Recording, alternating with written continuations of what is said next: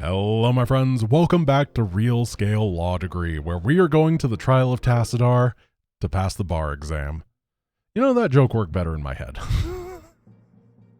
Anyway, Real Scale Mass Recall, this mission is very, very interesting to me, because we are going to both get the Hyperion and a carrier to start the mission out, assuming that it works like the base mission. That is a lot. That is a heck of a lot. Like, I don't know.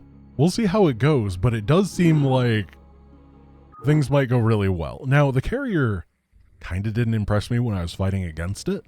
However, it may be pretty good on the offense. I'm interested to see. Let's zoom out a little bit. Probably gonna need to get these real quick. Yeah, that's the Hyperion. It's got tactical jump. Nice. Wait. I mean, if this works, I'll just redo the mission. Oh, do we have to bring a ground unit to the beacon?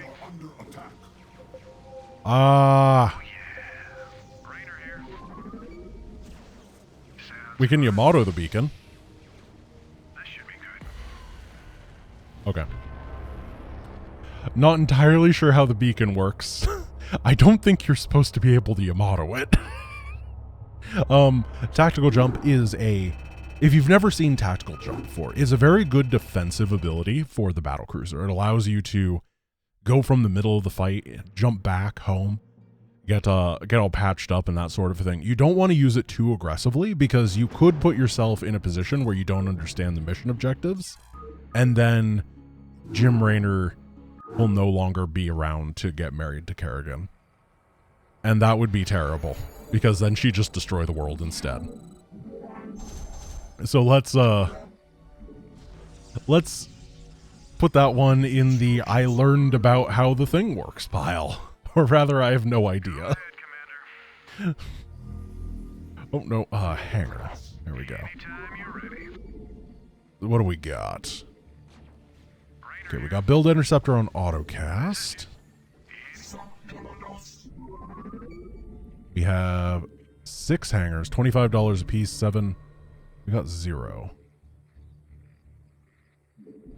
There we go. Okay. Resume interceptor production. Does this work for all of them at the same time?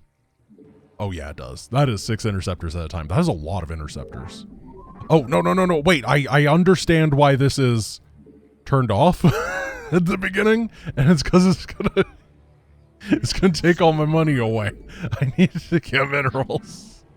I won't be able to build any probes. That is a very intelligent design decision. I think that the mission at the beginning should probably say, I think this is our first access to carriers, right? The mission at the beginning should be like, hey, this is how it works, you gotta hit this button. But I think that the design to make sure that you don't get overwhelmed or you don't spend all your money instantly is a very intelligent one. I appreciate it. Okay, how much do these little guys cost? They're 25 a piece. We have to build, is it 4 per for the carrier? And then I don't know if there's going to be an upgrade. So that'd be 6, 12, 18, 24. Okay, that makes sense. 4 per. So that'd be 24 interceptors. I can afford that pretty close to now. Okay, bankrupt me. Then we gotta get gateway. I think that I'm gonna get attack upgrades once again and not get armor upgrades. There was someone in some comment section that was like, armor upgrades increase the lifespan of your Marines from 0.2 to 0.3 seconds, which is actually a 50% increase in real scale. And I was, that logic checks out. However, with the carrier and the battlecruiser, yeah, not really. Ooh, 5. Oh, yeah, look at those bees. Can you believe how powerful that is? The opponent's going to have to behave, otherwise they're going to get beheaded. Sorry.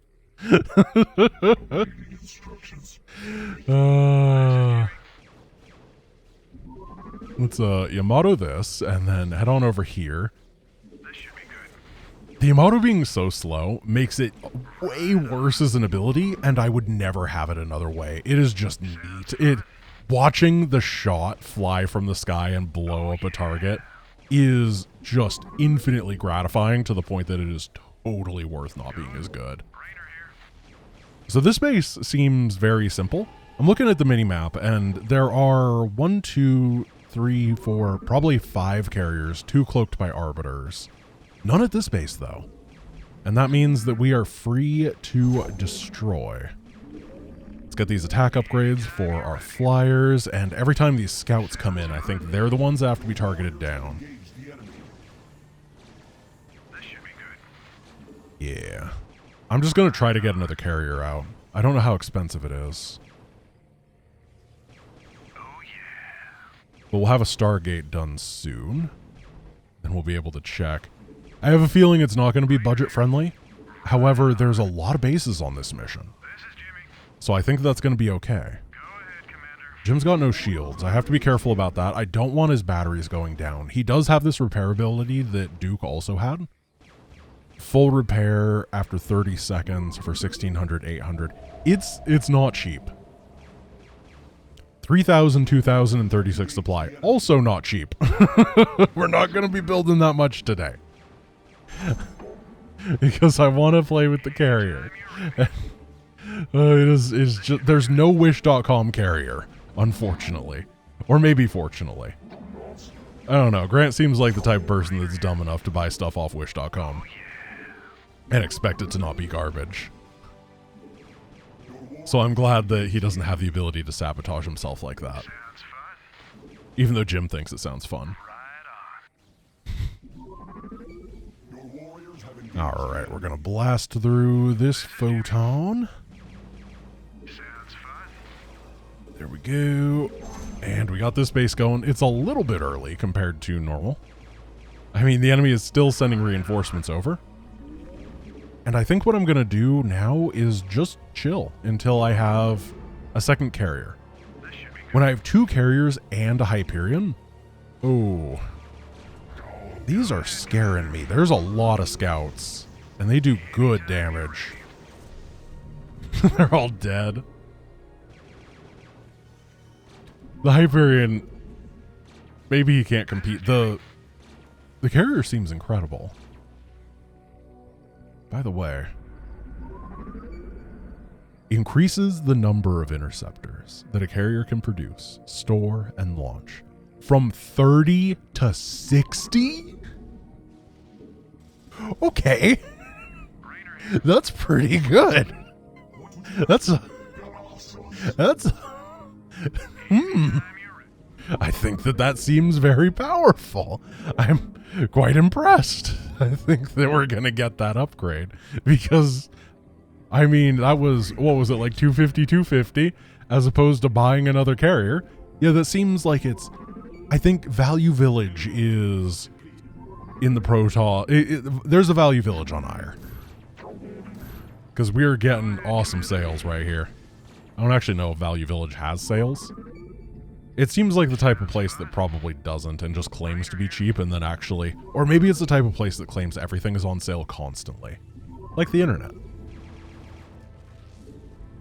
Okay. I'm really glad that probes don't cost supply. It's one of the cool things about real scale, and it adds a lot. 121 seconds on this build time is quite a bit. We're probably going to be able to have a very nice +2 attack timing, where that finishes around the same time that all the interceptors on this carrier have finished, and then we can send them and Jim on a little expedition, a little friend make-a-ruha. And 3,000 minerals is a lot of minerals. I think that, I don't know where I want these guys to be. I keep seeing these, and I think that they're little ground units running towards me, and they're not. Oh, they are going after the Hyperion. Raynor must survive. Okay. So, we have confirmation that Jim is not allowed to fall into the abyss. We have to keep him prim, proper, keep him hydrated. We're gonna get these. Fortunately, he does have the ability to teleport across the entire universe, defensively. And we can use that if we need it. Now, there's another base over here. This carrier has 0-0.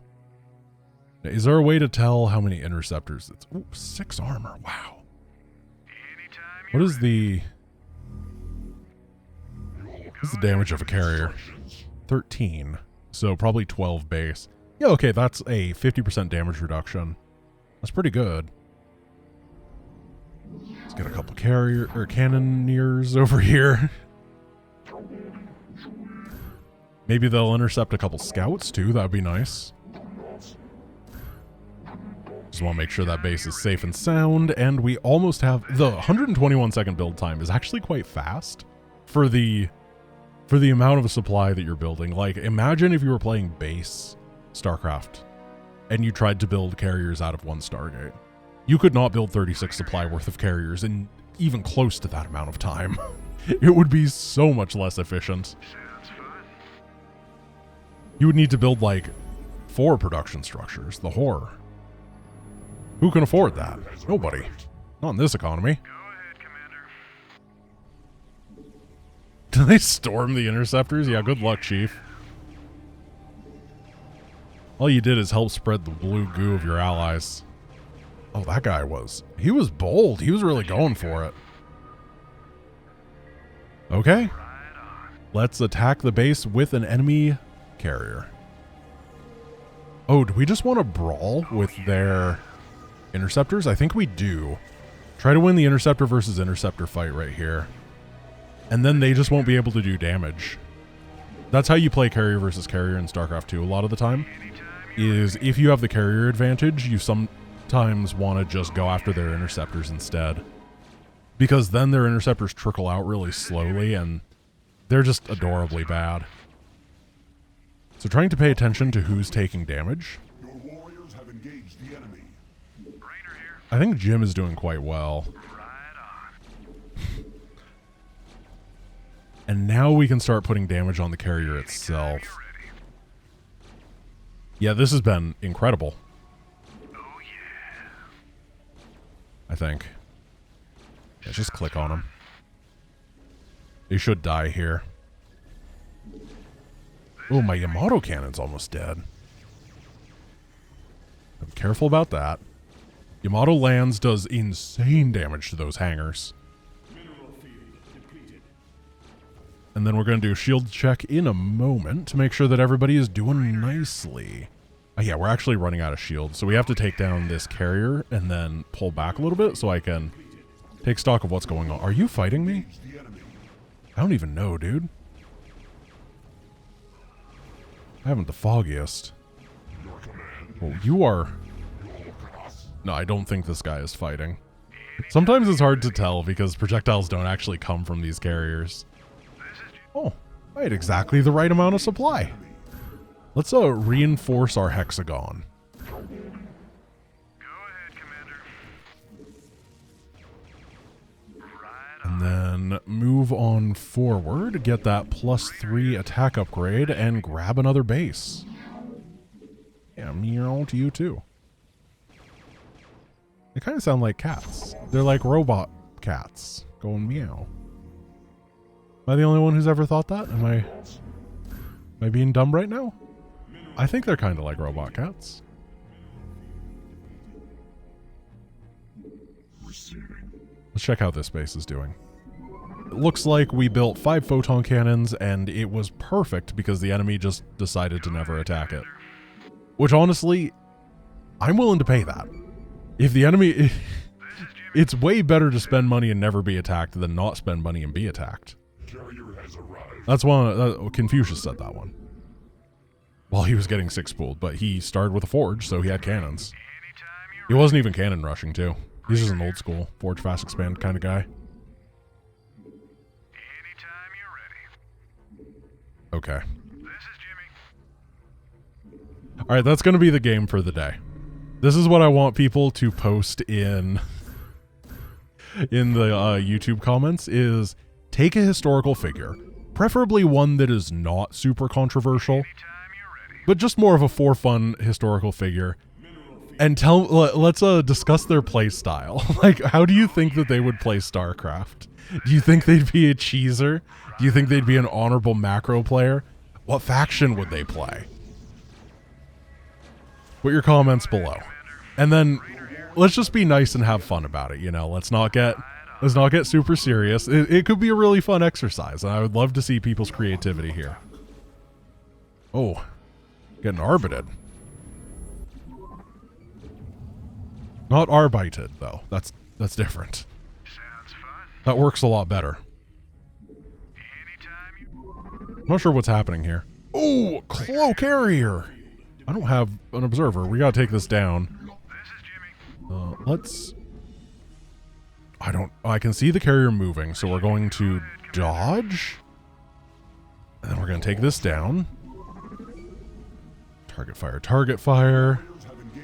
We should have so much more damage than they have at this point. As long as we figure out who's taking the heat. And kite them away.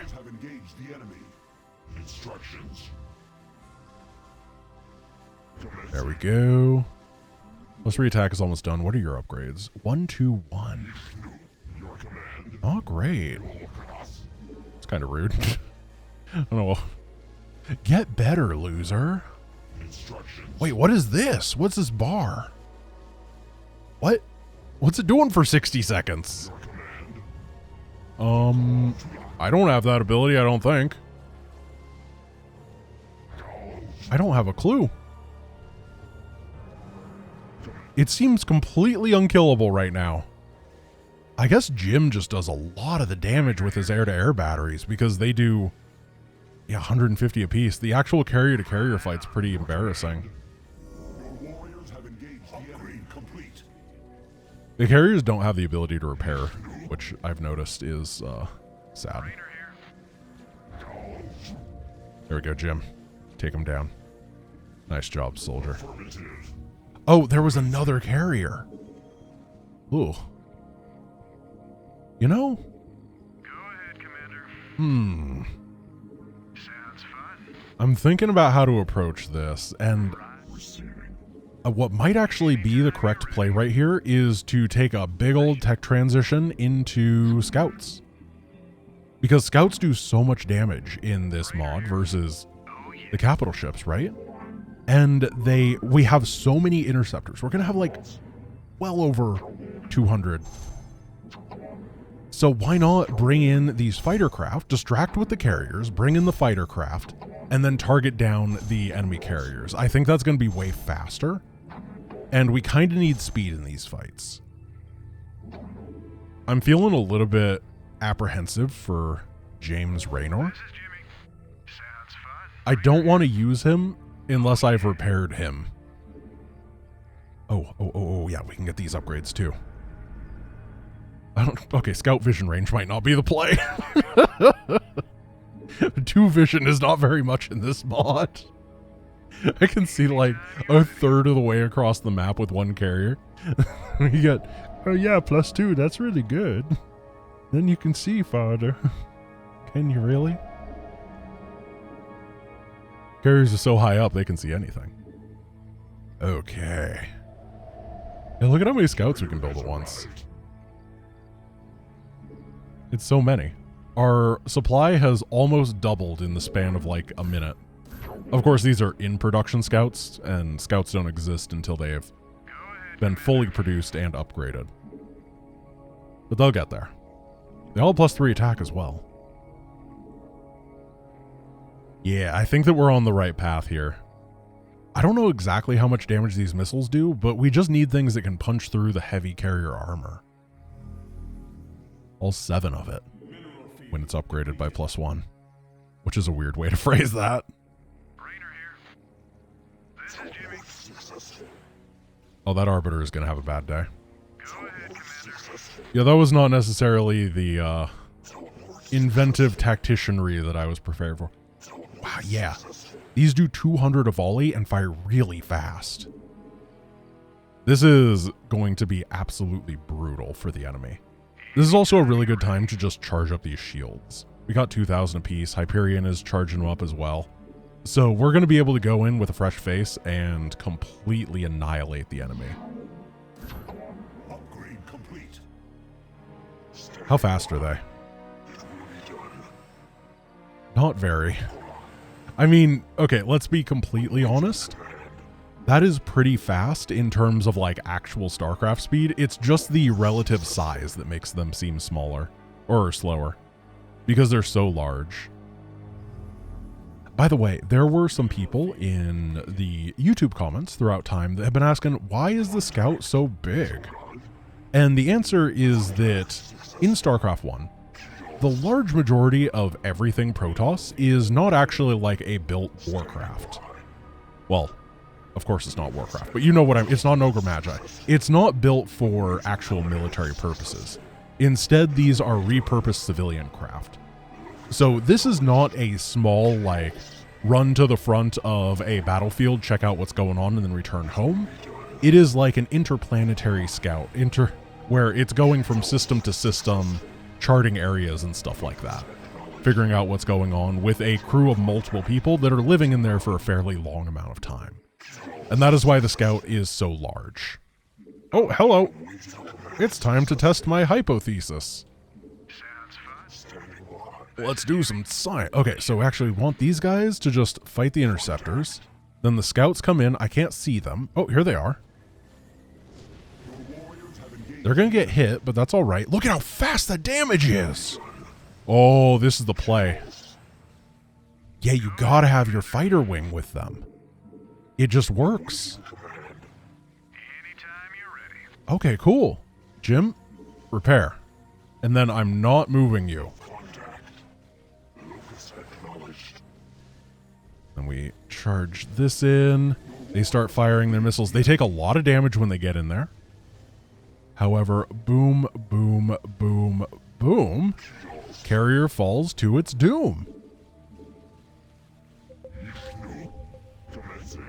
What am I getting pinged for? Tassadar is like pinging in a MOBA. He's like, rescue me, I'm crowd controlled. I'm trying, Tassadar, I'm trying. Well, we got stasis, and the Arbiter actually did a phenomenal job of taking down a lot of these scouts. Jim should be healthy now, right? Perfect. This is Jimmy. Your warriors have engaged the enemy. And then we can just blast this base. Rainer here. Particularly now that they don't have any sort of stasis left. I really, really like, I said this before, but I just absolutely adore the way that you can not see capital ships if they're under an Arbiter on the minimap. Like, it just makes... Oh. All I had to do... Wait, you don't have to send... I thought the beacon meant that I had to send ground units, and that's why I gave up the first time with Jim. Well, we got Sideways Phoenix. I'm sorry, bud. When my scoliosis was really bad, I was tilted like that too. I had to go to the doctor. You might want to go get checked out, Phoenix. I'm so sorry you have to deal with that. I know that pain. All right, my friends, that is going to be the end of today's episode of Real Scale Mass Recall. Thank you for watching. I hope you enjoyed, and tomorrow we're going to kill some Cerebrits. Peace.